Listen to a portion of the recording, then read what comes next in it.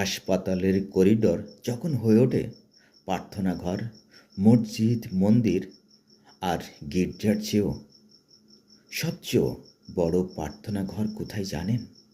হাসপাতালের করিডর। এখানে ধনী গরিব নেই।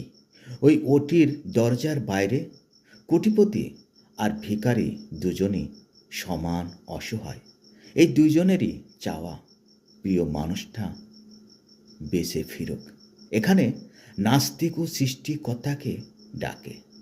পাথরের মতো শক্ত মানুষটাও বাচ্চার মতো চিৎকার করে কাঁদে।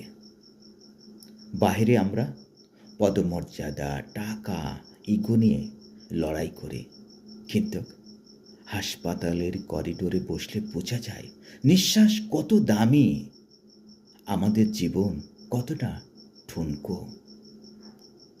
এই দেয়ালগুলা যতটা সত্যিকারের প্রার্থনা শোনে, পৃথিবীর কোনো ধর্মস্থানও এতটা প্রার্থনা শোনে না।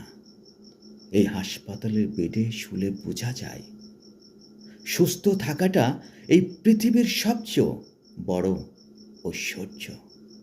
ভালো থাকবেন, সতর্ক থাকবেন, সুস্থ থাকবেন।